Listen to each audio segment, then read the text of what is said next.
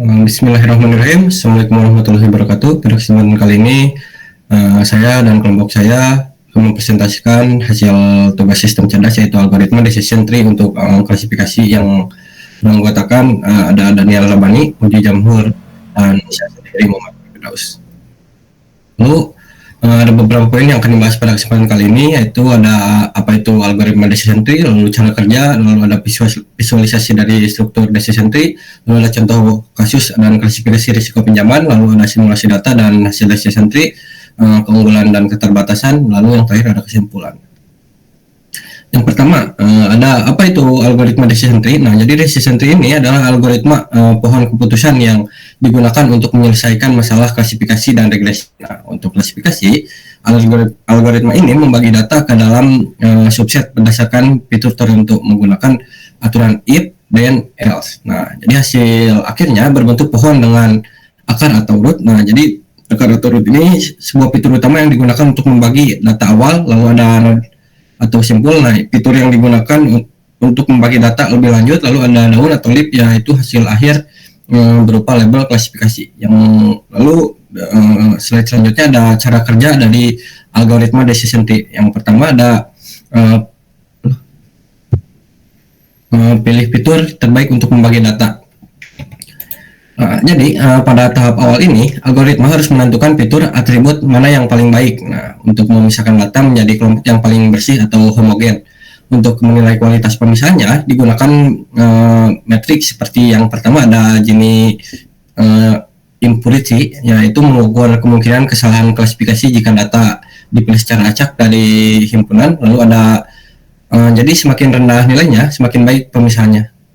Lalu ada entropi atau bisa disebut information gain. Nah, jadi entropi untuk mengukur tidak teraturan data.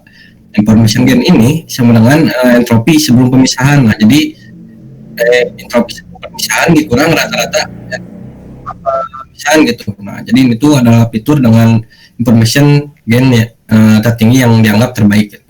Lalu yang kedua ada buat simpul keputusan berdasarkan fitur tersebut gitu. Lalu yang kedua ini, setelah fitur terbaik ditemukan, decision tree akan membentuk simpul atau node untuk fitur tersebut. Simpul ini akan bercabang berdasarkan kemungkinan nilai yang dimiliki fitur itu. Nah, sebagai contoh, misalkan jika fitur cuaca memiliki nilai cerah atau hujan, maka dari simpul cuaca akan ada 2 cabang. Lalu selanjutnya yang ketiga ada ulangi pisahkan data ke cabang berdasarkan nilai fitur. Nah, jadi data akan dipisahkan ke dalam cabang sesuai dengan nilai fitur yang dipilih pada simpul tersebut. Nah, jadi setiap cabang ini sekarang berisi subset data yang memiliki nilai fitur tertentu. Yang ketiga ada ulangi proses pada setiap cabang atau biasa disebut rekursif gitu.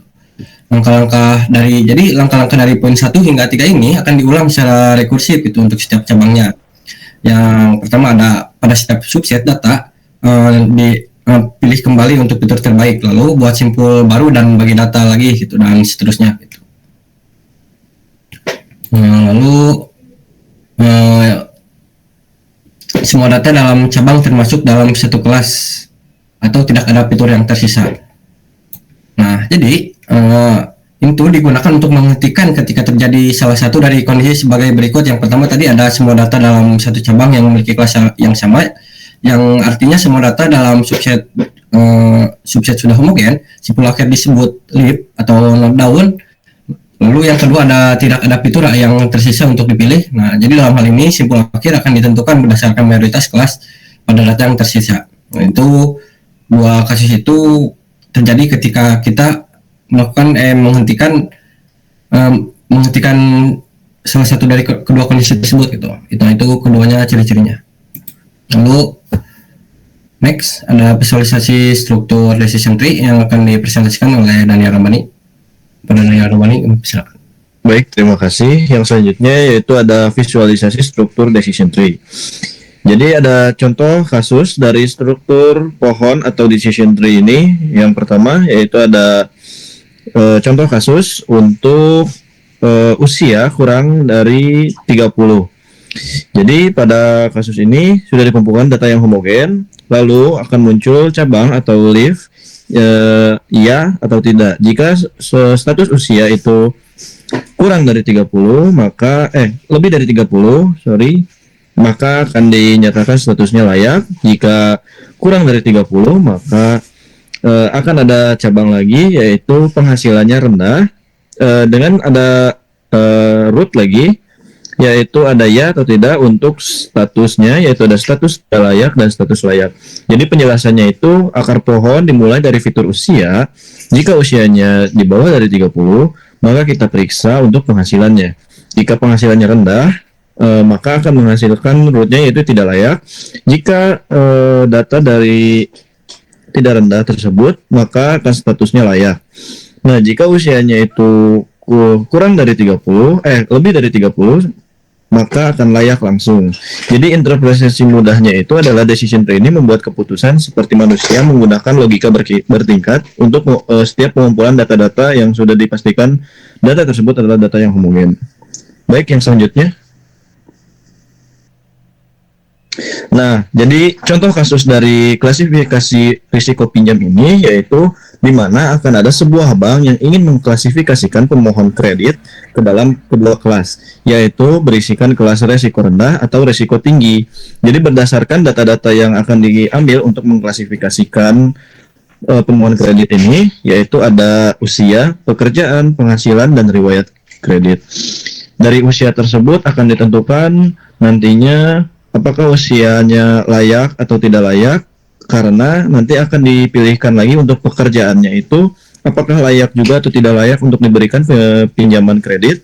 Lalu untuk penghasilannya tersebut akan dilihat juga bagaimana nanti untuk pembayaran nasabah dari kredit bank ini, apakah kemungkinan akan terbayar atau tidak, dan riwayat kreditnya pun harus baik. Jadi dengan decision tree ini, bank dapat menentukan apakah akan menyetujui pinjaman secara otomatis berdasarkan data yang akan diklasifikasikan. Yang selanjutnya. Baik, di sini ada simulasi data dan hasil decision tree. Jadi contoh datanya itu ada usia 28 dengan penghasilan rendah dengan riwayat kredit buruk. Berarti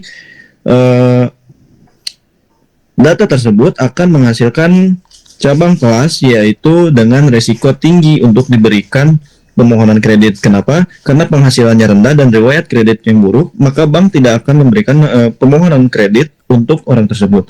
Lalu juga ada yang usia 45 dengan penghasilan tinggi dan riwayat kredit baik, maka akan masuk kelas pemohon risiko rendah.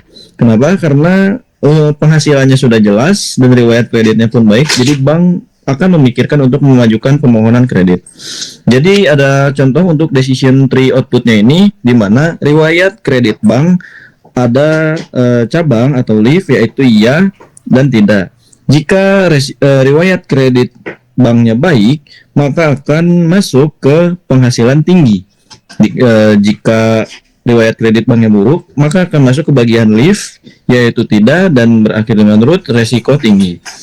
Nah, jika dari riwayat kredit ini menghasilkan leaf dari cabang ya, maka akan ada root lagi, yaitu apakah penghasilannya tinggi.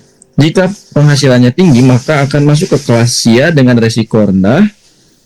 Untuk riwayat kredit bank baiknya, maka akan mudah untuk bank mengklasifikasikan data sebagai pemohon kredit. Jika menghasilkan cabang tidak, maka beresiko tinggi tidak bisa diberikan untuk permohonan kredit dari bank. Baik, yang selanjutnya yaitu akan dilanjutkan oleh teman saya yaitu Fauzi. Untuk Fauzi dipersilakan. Baik, selanjutnya ada keunggulan dan keterbatasan. Pertama, di sini ada poin mudah dipahami dan divisualisasikan. Jadi karena tampilannya berbentuk seperti pohon keputusan, kita bisa mengikuti alur logika dari atas ke bawah dengan mudah, mirip seperti proses berpikir manusia gitu. Terus yang kedua, tidak memerlukan normalisasi data. Artinya, kita tidak perlu mengubah skala data atau melakukan transformasi khusus sebelum digunakan. Ini membuat prosesnya lebih cepat dan simpel gitu ya. Namun ada juga keterbatasannya. Yang pertama, rentan terhadap overfitting yang di sini. Ini terjadi saat model tertentu terlalu menyesuaikan diri dengan data pelatihan sampai-sampai tidak bisa generalisasi ke data yang baru. Kemudian yang kedua ada decision tree bisa menjadi sangat kompleks jika tidak dilakukan pruning, yaitu proses memangkas cabang yang tidak terlalu penting gitu. Next. Kemudian di sini ada kesimpulan presentasi. Jadi sebagai kesimpulannya, decision tree adalah metode klasifikasi yang sederhana namun powerful karena logikanya sangat menyerupai cara berpikir manusia gitu ya. Keunggulan utamanya pada interpretasi yang mudah, visualisasi yang jelas, dan tidak memerlukan banyak pemrosesan data seperti normalisasi atau standarisasi. Kemudian algoritma ini juga luas digunakan mulai dari sistem pinjaman, diagnosa kesehatan, sampai sistem rekomendasi. Namun kita tetap harus hati-hati sebagai risiko overfitting yang bisa dicegah dengan teknik seperti pruning dan validasi model. Jadi decision tree ini sangat cocok digunakan untuk pengambilan keputusan yang cepat, logis, dan dapat dijelaskan ke siapapun termasuk yang tidak paham teknis begitu. Mungkin sekian saja, saya kembalikan ke moderator. Baik, mungkin sekian presentasi yang dapat kami sampaikan. Mohon maaf bila terdapat banyak kesalahan. Assalamualaikum warahmatullahi wabarakatuh.